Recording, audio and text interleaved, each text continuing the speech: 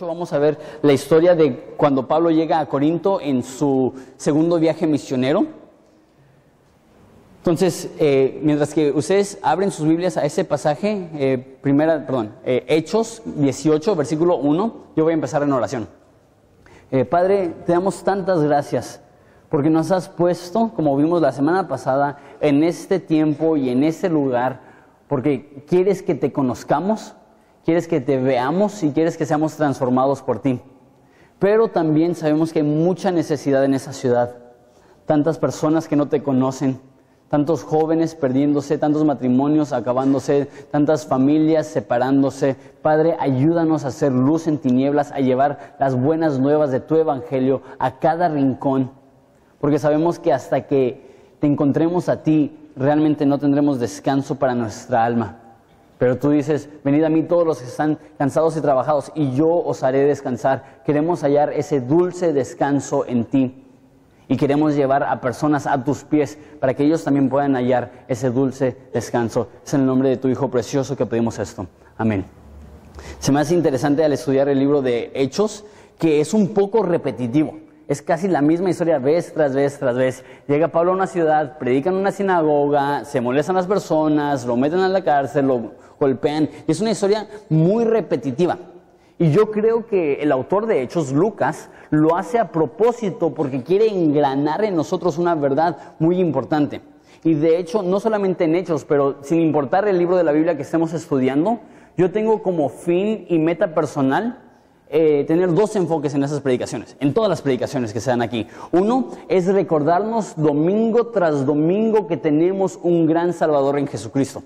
Yo quiero que eso se predique cada semana. Y la segunda cosa que quiero que se mencione cada semana es que hay mucha necesidad a nuestro alrededor y el motivo que necesitamos un gran Salvador es porque hay una gran necesidad.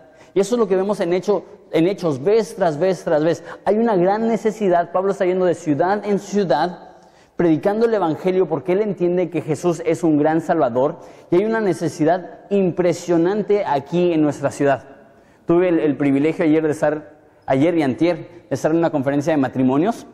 Y de hecho estuve con dos amigos muy queridos de la iglesia, Fermín Cuarto, pastor de Semilla de Mostaza DF, y Héctor Hermosillo, que acaba de venir de Chicago a Anaheim a plantar semilla de mostaza. Anaheim, si tienen familiares que viven en Orange County, Anaheim, esa zona, habla conmigo para ponernos en contacto con él. Él está a punto de lanzar esa iglesia en unos cuantos meses, y de hecho, nada que ver con el estudio, pero ya Fermín va a venir a predicar en julio y Héctor va a venir a predicar en septiembre. Entonces, para que vayan marcando sus calendarios, porque va a ser de muchísima bendición.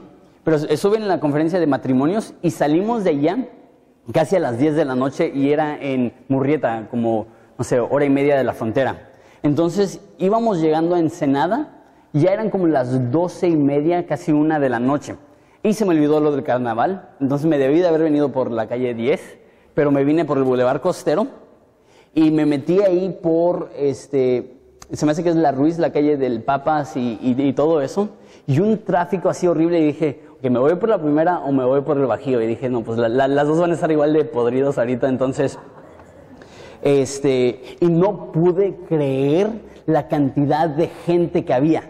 Haz de cuenta que para cruzar la zona donde está el boulevard tardé casi 25 minutos, media hora, y no porque había tantos carros, porque casi no había carros. Había infinidad de personas caminando en la primera como nunca he visto. Y la gran mayoría, el 95% de ellos se veían de una edad universitaria. La gran mayoría de ellos tenían sus cervezas y estaban vestidos con muy poquita ropa y el friazo, y les valía así, y vi eso y yo digo, esa es nuestra ciudad. Para muchos de ustedes, estos son sus amigos en la escuela. Para muchos de ustedes, estos son sus hijos. Y cuando vi esto, la gran cantidad de gente que está buscando llenarse en ese ambiente, hubo un fuego que ardió en mi corazón que yo digo, necesitamos hacer algo. Hay tantas personas en esta ciudad y no los juzgo. A lo mejor tú estás aquí y tú eres un joven y llegaste con la cruda de tu vida. Y estás diciendo, no sé qué hago en una iglesia ahorita. No te juzgo, porque si yo no tuviera a Cristo, probablemente intentaría refugiarme en algo parecido. Pero espero que puedas escuchar porque te voy a presentar una alternativa mucho mejor, que eso es hallar tu satisfacción en alguien que no te va a desilusionar, y alguien que no te va a desamparar, y alguien que no te va a dejar mal, y ese es Jesucristo. Pero, digo esto, y a lo mejor se va a escuchar un poco fuerte, pero sí lo creo. Si puedes ver tantas personas en Ensenada, y si puedes ver tanta necesidad en Ensenada, y no hay algo en ti que se prende, que arde, que dice, necesitamos hacer algo, me tendría que preguntar, si estuviera en tu lugar, si realmente conozco a Dios, si realmente tengo el Espíritu Santo dentro de mí, porque se me hace que es imposible tener el Espíritu Santo dentro de ti y ver esa necesidad y quedarte con los brazos cruzados y ser apático. Mi oración es que a través del poder del Espíritu Santo veamos la necesidad que hay en esta ciudad y que ardamos con pasión y deseo de predicar el Evangelio donde no está siendo predicado. Me dio mucho gusto ver a un grupo de cristianos que tenían música cristiana y estaban dando chocolate caliente. Y dije, sí, que hay que ir a las tinieblas, hay que ir donde hay necesidad. Pero lo que llego es que muchas veces es muy cómodo nada más no ver cuánta necesidad hay. Y somos una iglesia que hay todas las demográficas, hay niños, hay adolescentes, hay jóvenes, hay adultos, hay ancianos. No importa qué edad tienes, todos tenemos una responsabilidad de predicar el Evangelio, y es lo que vemos vez tras vez, tras vez, tras vez. En esta ocasión va a ser en la ciudad de Corinto. Mira conmigo, por favor, Hechos 18:1. Dice, después de estas cosas, Pablo salió de Atenas y fue a Corinto. En la última mitad de Hechos capítulo 17, vemos que Pablo está en Atenas, que es una ciudad muy grande, muy importante, muy prestigiosa, con muchos filósofos. Y cruzan como una bahía a Corinto. Corinto y Atenas eran ciudades que estaban muy cercanas y que eran casi ciudades rivales por su cercanía y porque las dos eran muy grandes. Pero en este entonces Corinto era mucho más grande que Atenas. De hecho, probablemente era una de las 3 ciudades más grandes del Imperio Romano. Y es interesante, es muy parecido a Ensenada. ¿Por qué? Porque era un puerto. Y de hecho, estaba en una zona en medio de Grecia y era una parte muy delgadita.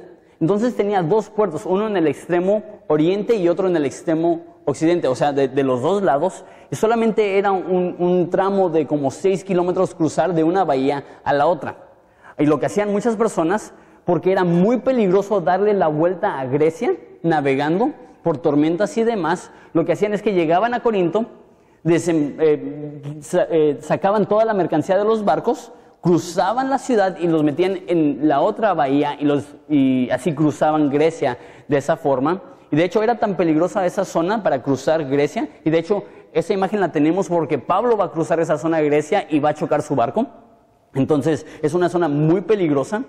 Y de hecho en ese entonces había un dicho que si ibas a navegar alrededor de Grecia, ves a tu esposa como si nunca la ibas a volver a ver, porque era un lugar muy peligroso. Entonces la gran mayoría de personas llegaban a Corinto y sacaban toda su mercancía y tenían que pagar un tipo de impuesto por usar las 2 bahías. Entonces era una ciudad muy rica, era una ciudad muy grande e interesante. Era una ciudad que una de las exportaciones más grandes que tenían eran vinos y eran olivos.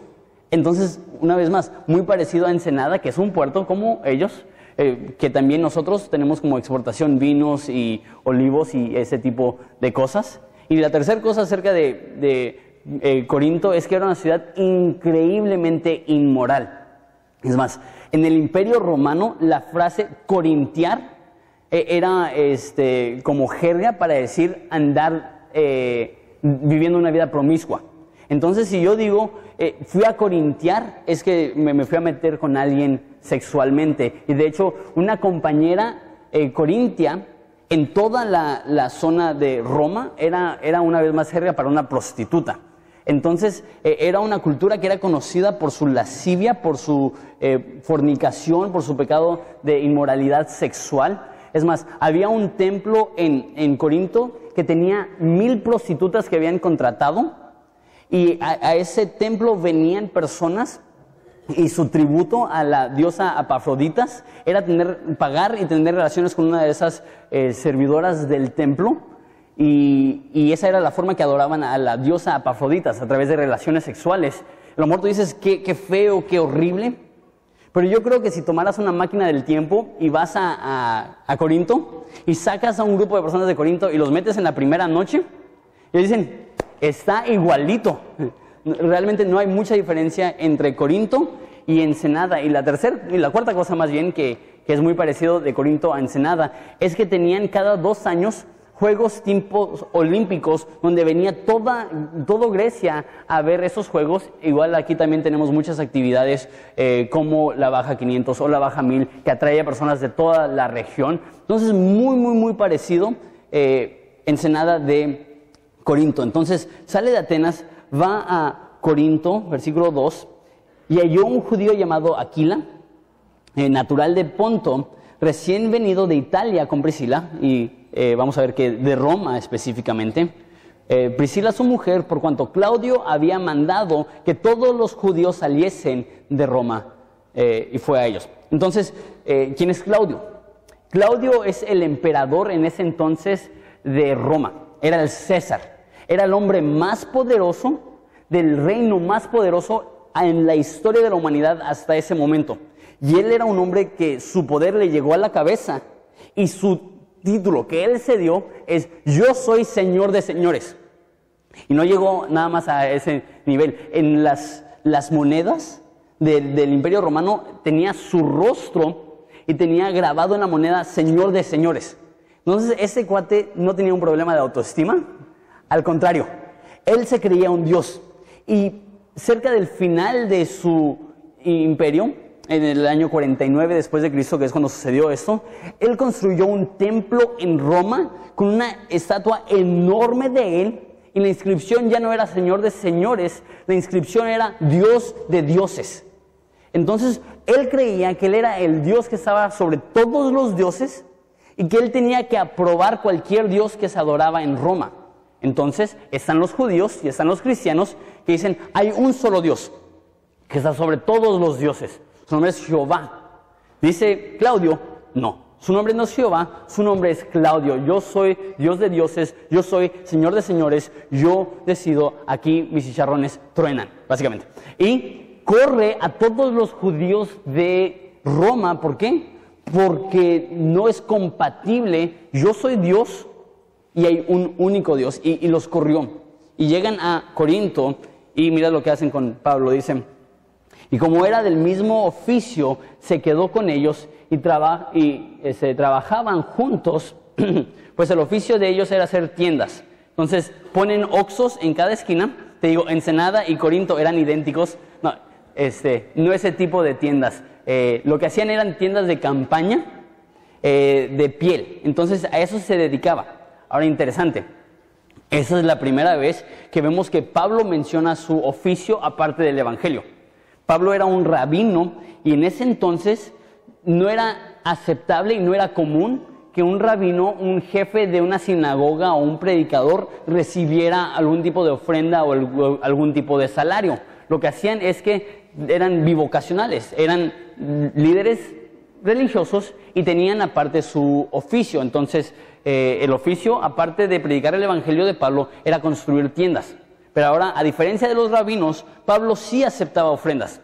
Pero cuando no había dinero, él no le tenía miedo a trabajar. Entonces, al parecer, llega aquí a Corinto y no hay iglesia, no hay dinero, no hay apoyo. Y de hecho, la carta de 1 Corintios nos dice que sí lo querían apoyar, pero lo querían apoyar para manipularlo. Le querían dar una ofrenda y decir: ok, y ahora tú vas a hacer lo que nosotros decimos y tú vas a decir lo que nosotros queremos. Pablo dijo: no, yo no voy a ser tu empleado, yo estoy sirviendo a Dios. Entonces él, en vez de recibir una ofrenda, un salario, está trabajando y aparte está en el ministerio. Unas cuantas cosas importantes que quiero notar. Es bueno y es muy respetable que un pastor sea bivocacional.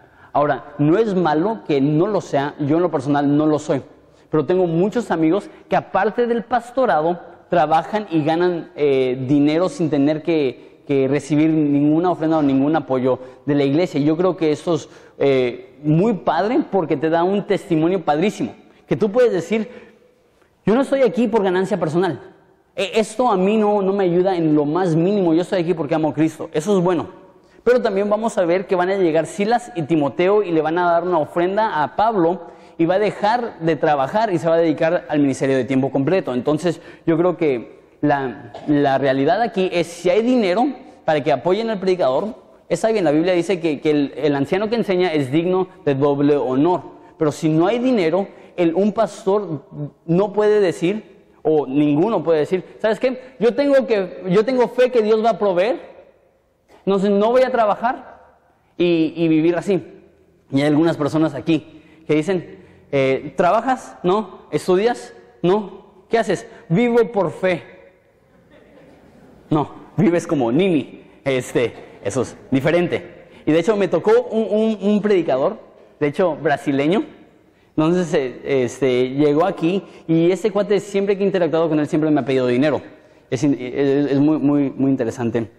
Realmente no lo conozco, nada más lo conozco de las veces que ha venido aquí a pedirme dinero. Y una de las veces agarra y dice, ¿sabes qué? No tengo dinero, estoy viviendo por fe, no me puedes ayudar. Y porque ya me han pedido varias veces, le dije, ¿sabes qué? No te podemos ayudar con dinero, pero ¿hay alguna otra forma que te podamos ayudar? Dijo, no, de hecho me dijo, y el motivo que necesito dinero es porque necesito tomar unas medicinas, me salió una infección en el pie, y me están costando algo ridículo. No me acuerdo si eran 1,000 o 2,000 pesos a la semana. Así, un chorro de dinero, y no tengo dinero porque necesito pagar 1,000 o 2,000 pesos a la semana, y nos acababan de donar 4 bolsas llenas de medicina. Entonces dije, órale, qué buena onda, nos acaban de donar 4 bolsas llenas de medicina, igual y puedes checar a ver si está tu medicina. Dicen, ¿y no tienes alguien aquí que la pueda buscar? Y dije, pues no sé qué, ¿no la puedes buscar tú? Dicen, ¿y qué si está caducada? Yo, te estamos ofreciendo medicina. Tengo un amigo que dice, gratis hasta patadas. Y agarra y dice, no, quédate con tu medicina. Y yo le dije, ¿por qué tanto? ¿No has intentado algo genérico? No sé, ir al doctor Simi. Dijo, por favor, ¿yo ir al doctor Simi?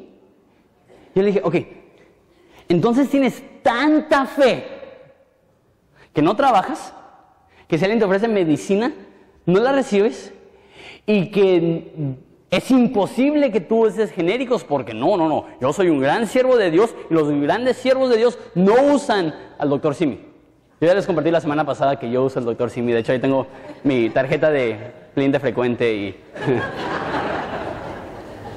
Pero hay muchas personas que dicen, yo tengo fe que Dios va a proveer, no necesito trabajar. La Biblia dice, si no trabajas, no comes.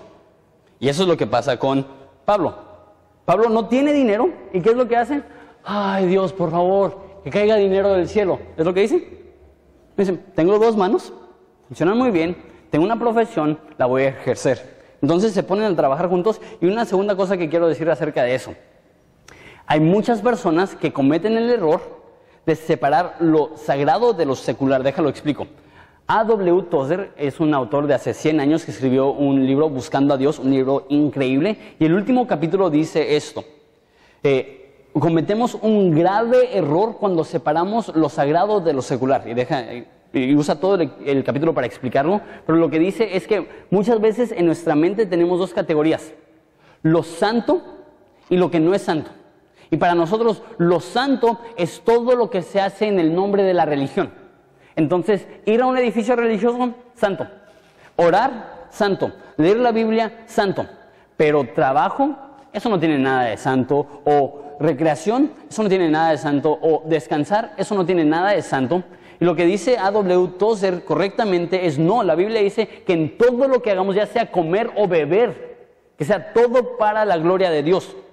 No debemos de separar, ok, esto es santo porque es religioso y esto no es santo porque es secular, sino que todo lo que hacemos lo debemos hacer para la gloria de Dios. Y nota que para él no se le hacía algo ilógico o irresponsable ser misionero y trabajar. Nosotros hemos sido llamados por Dios también a ser misioneros en nuestra propia cultura, y tu trabajo es sagrado, tu trabajo es tu ministerio, tu trabajo es importante porque ahí es donde vas a poder interactuar con la mayor cantidad de personas que no conocen a Cristo y ser una influencia positiva en su vida. No es, ok, cuando estoy en el trabajo no estoy glorificando a Dios y cuando llego a la iglesia estoy glorificando a Dios. No. Siempre debemos de estar glorificando a Dios. Versículo 4, y discutía en la sinagoga todos los días de reposo y persuadía a judíos y a griegos. Ok, entonces hay un extremo que dice, lo que hago en la iglesia es bueno, lo que no hago en la iglesia es malo, lo que necesito hacer es pasar todo mi tiempo en la iglesia y no trabajar y no hacer nada. ¿Por qué? Porque estoy haciendo cosas espirituales. Eso es un extremo. Y el otro extremo es, yo no sirvo en la iglesia, yo no amo en la iglesia, yo no participo en la iglesia. ¿Por qué? Porque estoy siendo consumido por mi trabajo, pero de todos modos mi trabajo es mi ministerio. Entonces esa frase se utiliza como una excusa para no involucrarte. Aquí vemos que Pablo hace los dos. Tiene su trabajo y aparte está en la sinagoga discutiendo todos los días acerca de quién es Jesucristo. Así nosotros también tenemos como uno de nuestros ministerios el trabajo, pero no puede ser tu único ministerio. Déjate, doy mínimo 2 más. Dios te ha dado la responsabilidad de que tengas el ministerio de tu familia. Si tú eres padre de familia, Dios te ha dado la responsabilidad que tú proveas, que tú cuides, que tú nutras espiritualmente la salud de tu familia. Y número 2, la iglesia. La Biblia dice que somos una familia. Y para ser una familia necesitamos todos servir, todos involucrarnos, que nadie sea un espectador, que nadie esté viendo de lejos. Cada uno es un miembro y cada uno tenemos una función.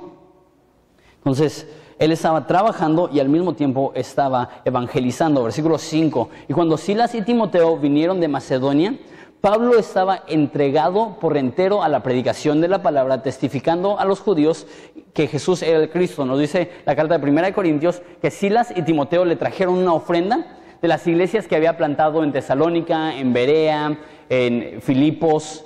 Entonces se había levantado una ofrenda y se le llevó a Pablo. Y nos dice versículo 5 que después de que llegaron, Pablo estaba entregado por entero a la predicación. Entonces al parecer, después de esa ofrenda, dejó de trabajar y ya porque tenía un poquito de dinero, se enfocó al 100% en la predicación de la palabra de Dios. Versículo 6. Pero oponiéndose y blasfemando estos, les dijo, sacudiéndose los vestidos, vuestra sangre sea sobre su propia cabeza, yo limpio desde ahora me iré a los gentiles. Entonces Pablo está predicando y hay una resistencia de los judíos. ¿Y qué es lo que él hace? Dice, si no quieren escuchar, no les voy a predicar. Y es tan gráfico que hasta se sacude su ropa. Así, hoy en día se hace de una forma sangrona como que así. Pero es lo que está diciendo, estoy tan harto. Si no quieren, ya no les voy a predicar. Ahora, la pregunta es, pues Pablo odia a los judíos, ¿por qué no les predica? ¿Por qué se va a los gentiles? Pablo no deja de amar a los judíos, es más, les animo a que lo lean después en su casa. En Romanos capítulo 9 habla de su amor por los judíos. Y dice, desearía yo ser anatema de Dios por amor a mis hermanos según la sangre. Que ellos puedan conocer a Jesucristo. Lo que Pablo dice es, yo con mucho gusto me voy al infierno a sufrir para siempre con tal de que los judíos conocieran a Cristo. Eso es mucho amor. Sin embargo, deja de predicarles. ¿Por qué? Porque yo creo que él reconoce que tiene que ser un buen administrador de su tiempo. Y es mejor invertir en aquellos que sí quieren escuchar, invertir en aquellos que sí quieren responder. Pero Pablo nunca dejó de orar por los judíos. Pablo nunca dejó de amar a los judíos. Así también van a haber personas en tu familia, amigos tuyos, que ya predicarles, ya están tan cerrados, ya están tan duros, que predicarles no va a ayudar. A lo mejor tienes que separarte y enfocarte en aquellos que sí quieren recibir y nada más orar por ellos, nada más ponerlos en la mano de Dios, confiando que Dios los ama más que tú. Y acuérdate, eso es increíble. Estaba pensando esto y a lo mejor soy súper carnal, pero dije, no estoy seguro si hay una persona en el mundo que yo diría, estoy dispuesto a ir al infierno a quemar para siempre, a ser torturado sin fin, con tal de que tú vayas al cielo. Entonces te digo, a lo mejor mi esposa y mi hijo, pero no sé siquiera dar mi vida por ellos con gusto, sin pensarlo. Es más, aún hay probablemente un grupo de personas que con mucho gusto daría mi vida, que me dieran un balazo, no me molestan, pero ir al infierno toda la eternidad, eso es muchísimo más grueso. Ese es el amor que Pablo tiene por los judíos. Entonces no piensen en ningún segundo que los odia, pero sí dice, necesito enfocarme en aquellas personas que van a responder positivamente a la predicación del Evangelio. La forma que lo puse aquí es, aférrate, pero no te aferres. Ora por ellos, no te des por vencido, pero si no están respondiendo, es hora de enfocarte en aquellos que sí van a responder. Versículo 7. Y saliendo de ahí, se fue a la casa de uno llamado Justo, temeroso de Dios, la cual estaba junto a la sinagoga. Me encanta Pablo. Lo corren, bueno, no lo corren de la sinagoga, él se va. Cruza la calle y entra a la casa de alguien que se llama Justo. Hola Justo, soy Pablo, deja de compartir acerca de Jesús. Oye, ¿me prestas tu casa para empezar una iglesia? Es como que, me encanta Pablo así, literalmente sale y dice, está junto a la sinagoga. Y ahí empieza su grupo en casa, ahí empieza su pequeña iglesia y ahí empieza a ministrar. Él sale de las personas que son renuentes y va a la persona que está lista de responder y ve fruto inmediato. Ahora, no solamente se convierte Justo, pero mira esto. Y Crispo, el principal de la sinagoga, creyó en el Señor con toda su casa y muchos de los corintios, oyendo, creían y eran bautizados. Pablo dice, ya estuvo, ya soy harto, me voy. Justo, empezamos una iglesia, va y empieza una iglesia, ¿y qué es lo que sucede? El líder de la sinagoga se convierte. Justo se da por vencido Pablo y se va con Justo, y es justo el momento cuando Dios salva al líder de la sinagoga. Yo creo que Dios hace esto en su sentido del humor por dos motivos. Uno, para convencer a Pablo que él no es el superestrella. Él se había dado por vencido. Ya no puedo. Y él se fue. Y es cuando se fue que Dios salvó a Crispo. Entonces, Pablo no podía decir, ¿ya viste? Hasta el líder de la sinagoga me sigue. No, Dios salvó a Crispo sin que Pablo fuera el responsable. Eso nos enseña que nosotros no somos responsables por la salvación de nadie, solamente somos responsables por la proclamación del Evangelio. Y la segunda cosa es que yo creo que Pablo batalla con, no creo, Pablo mismo dice en 2 Corintios que él batallaba con el orgullo. Y yo creo que Dios pone cosas en nuestras vidas para recordarnos que no somos la gran cosa y que dependamos totalmente de Dios. Y hay veces que, por ejemplo, predico y hay alguien que llega y con mucha con mucha alegría y con el fin de animarme dice cosas como, oye, ese domingo estuvo súper padre, no me dormí. Es como que, gracias. Ese domingo no estuvo tan mal. Es como que, no, pues qué bueno que fue de bendición. Y Dios permite que sucedan cosas para bajarnos la espuma un poquito. Para que no nos creamos para recordar, ok, eso no se trata de mí, eso se trata de Él. De hecho, cuando estaba recién empezando a pastorear y mi papá todavía era el pastor titular y yo era un pastor asistente, pero estaba predicando casi la mitad del tiempo, me tocó varias veces contestar el teléfono de la oficina y me decían, hola, ¿quién va a predicar hoy? Y yo decía, no decía yo, decía Jonathan. Dice, ok, nos vemos la semana que viene. Es como que... y Dios permite cositas así para que recordemos que se trata de Él. Versículo 9. Entonces el Señor dijo a Pablo en visión de noche, no temas, sino habla y no calles, porque yo estoy contigo y ninguno pondrá sobre ti la mano para hacerte mal, porque yo tengo mucho pueblo en esta ciudad. Ok. Entonces llega el Señor, y no sé si tu Biblia tiene eso, en mi Biblia sí, tiene las letras de Jesús, o las palabras más bien de Jesús, en rojo. Entonces dice ahí, es el Señor. Jesús literalmente viene en una visión y se le aparece a Pablo, y ¿qué es lo que dice? No temas. ¿Qué significa eso? Pablo tenía miedo. Y se me hace muy interesante que no nos dice por qué tenía miedo.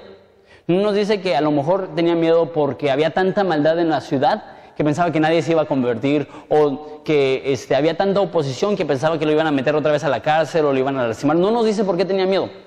Y yo creo que lo hizo a propósito el autor de Lucas y el Espíritu Santo, porque si hubiera dado el motivo que tenía miedo, nosotros hubiéramos dicho, pero ese no es el motivo que yo tengo miedo.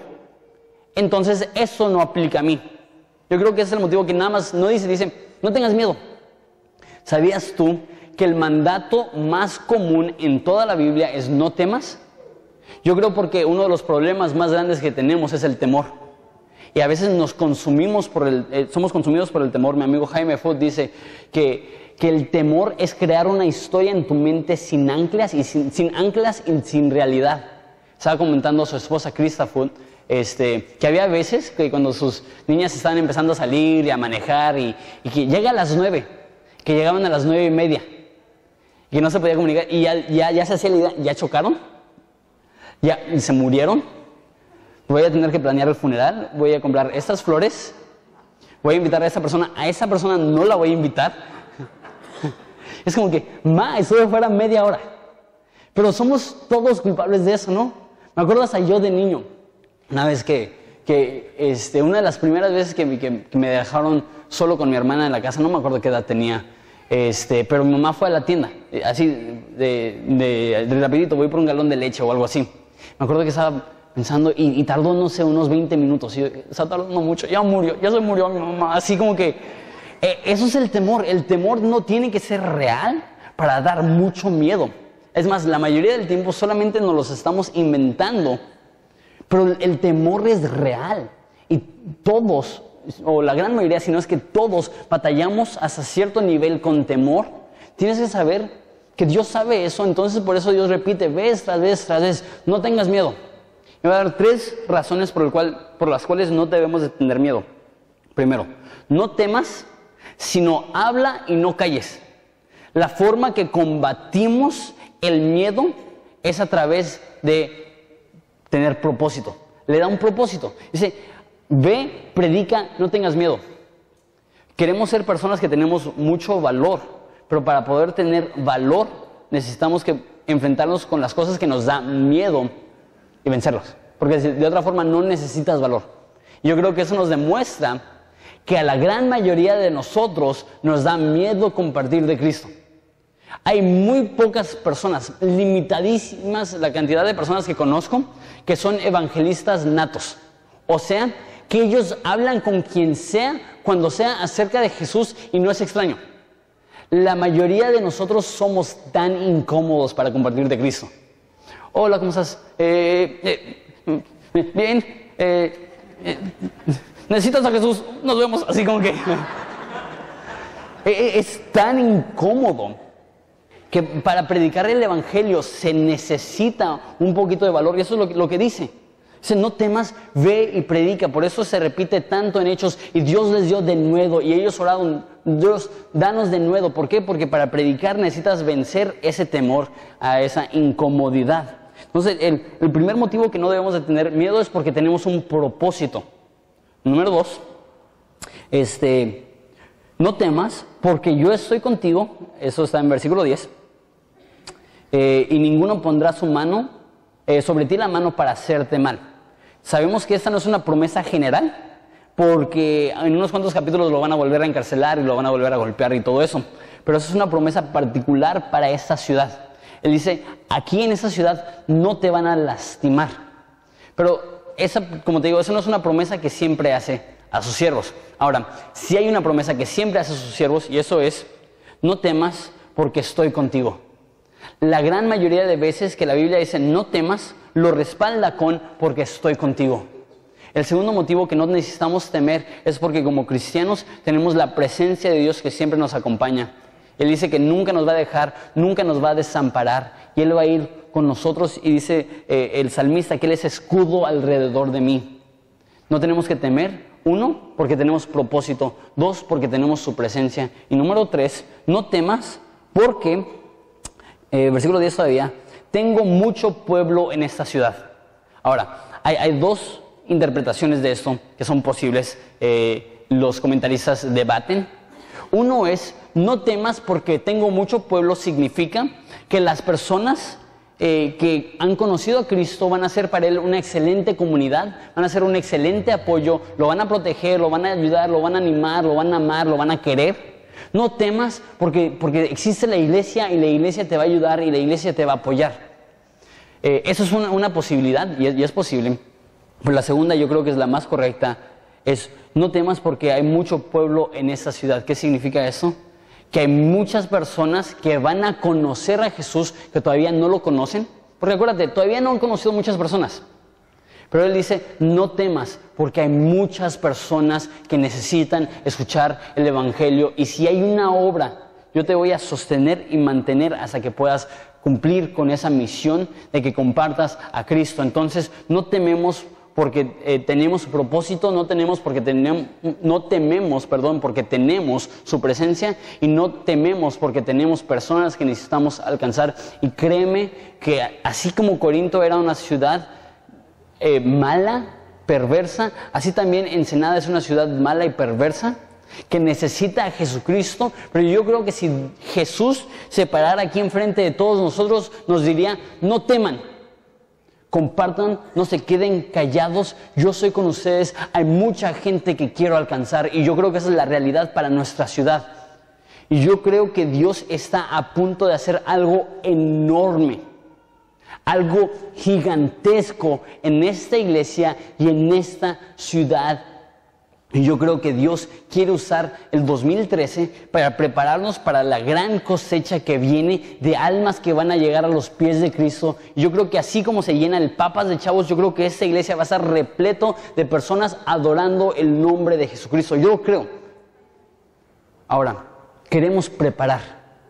Y una de las formas que vamos a preparar para hacer esto queremos cambiar un poquito cómo está el auditorio. Entonces, si tú no eres un miembro de Horizonte, eso no es realmente para ti. Puedes escucharlo, puedes comentarnos después si quieres lo que opinas.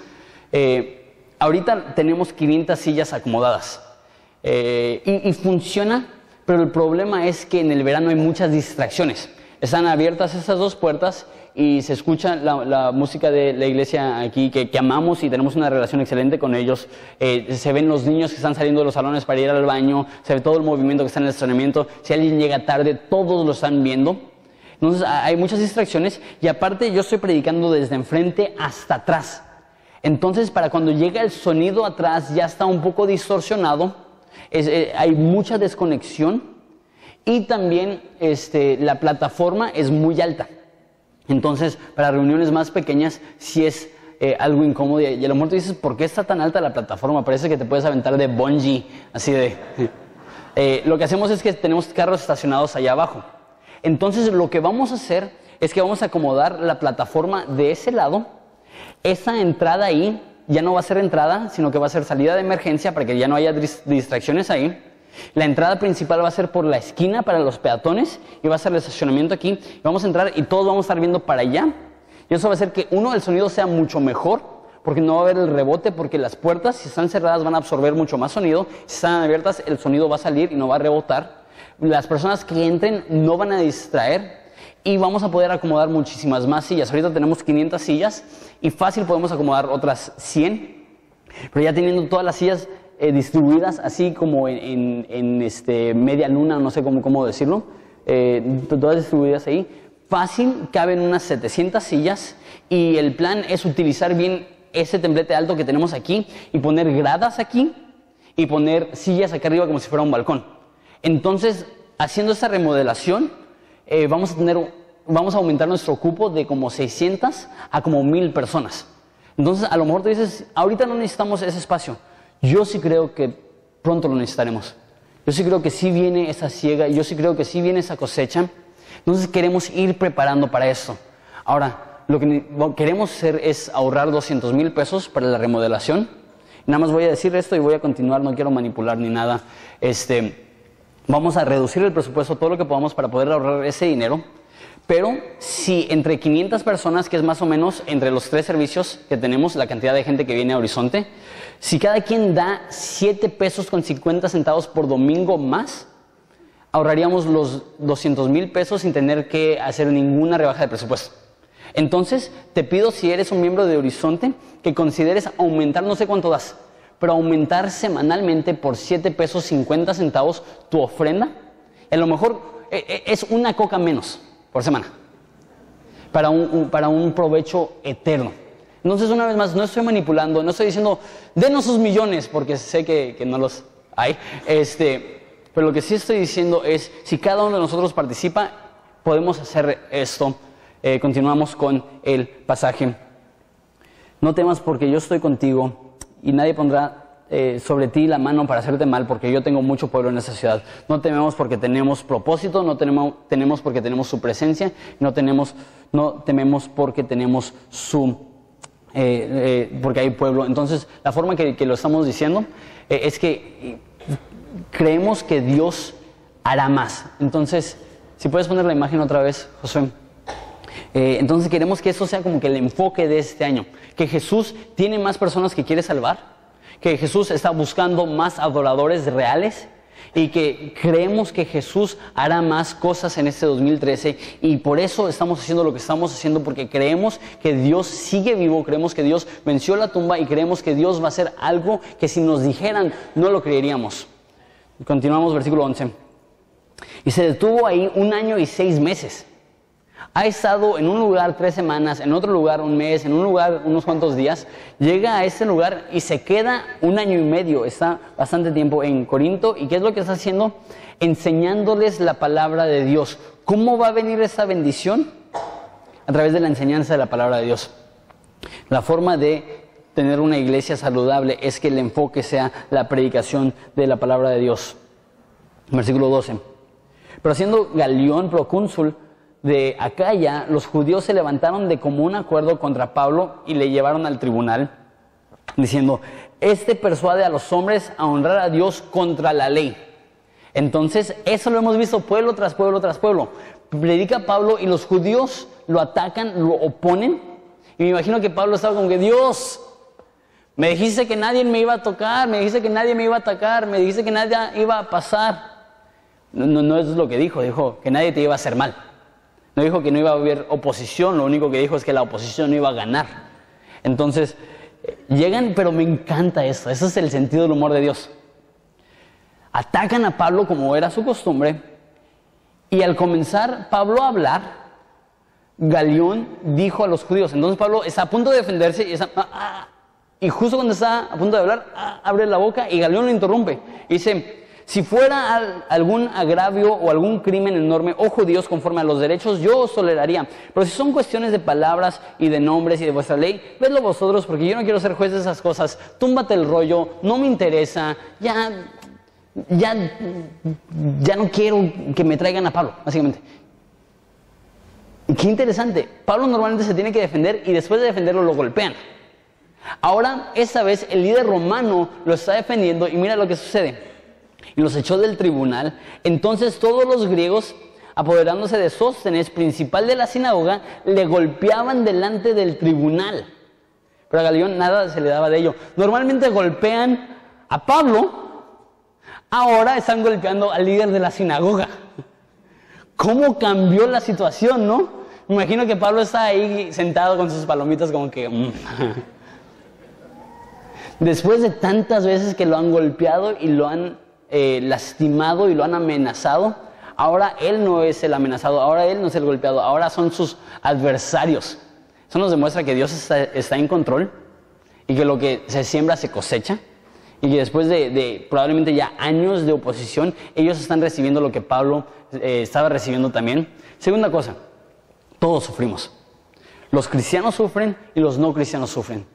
Todos tenemos ciertas injusticias en la vida. La Biblia dice que es mejor sufrir por una buena causa que por una causa injusta. Ellos están sufriendo por una causa injusta, Pablo estaba sufriendo por una causa justa. Si todos vamos a sufrir, más vale sufrir por una causa que valga la pena. Ahora, quiero terminar con esto. Y esto me anima tanto. Dios es tan bueno y Dios es tan grande. Y Dios es tan misericordioso que la persona que quería acabar con Pablo después de ser golpeada, ¿qué es lo que pasó? Ve conmigo a 1 Corintios 1:1, de volada. 1 Corintios 1:1, unas cuantas páginas a la derecha, más bien unas 20, 30 páginas a la derecha. 1 Corintios 1:1. Dice así: Pablo, acuérdense, le está escribiendo a la iglesia en Corinto que plantó en la casa de Justo. Pablo, llamado a ser apóstol de Jesucristo por la voluntad de Dios, y el hermano Sóstenes.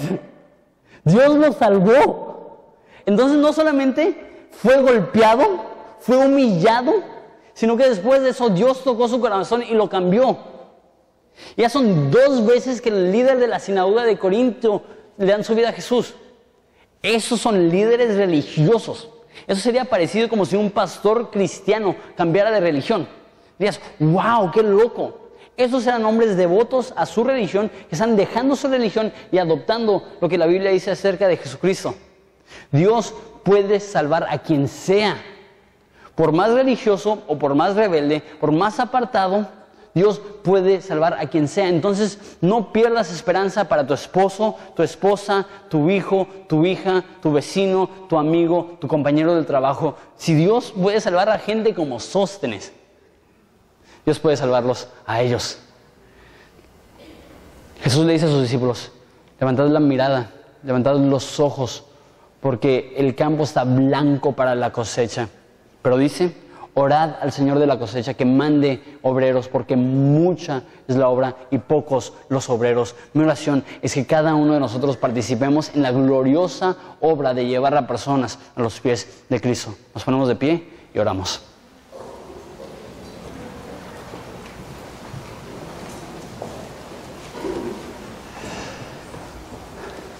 Cristo, te pedimos que nos uses.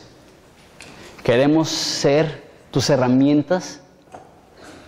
Te damos gracias porque usas aún herramientas oxidadas, aún herramientas que no son las más filosas, para hacer tu voluntad y para avanzar tu reino. En este tiempo, particularmente Ensenada, está siendo gobernado por borracheras, por inmoralidad sexual. Nos rompe el corazón. Nos rompe el corazón porque son las personas que amamos, que en su ignorancia están yendo detrás de dioses falsos.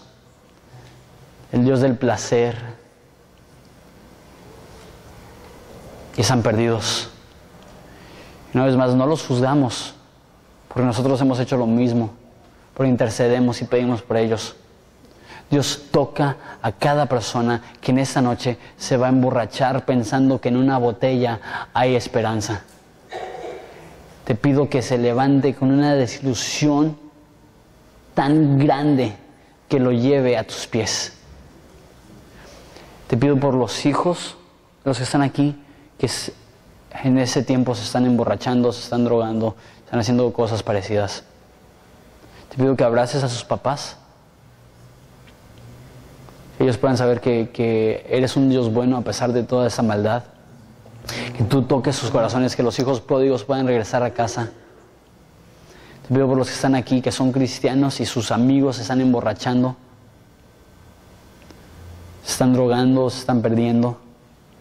Ayúdanos a no ser altivos y juzgarlos y decir, tú inútil, ¿por qué haces eso? Sino decir, te entiendo porque es lo que ofrece este mundo. Son las aguas que tiene, pero hay aguas que da Dios, que cuando tomamos no tendremos sed jamás.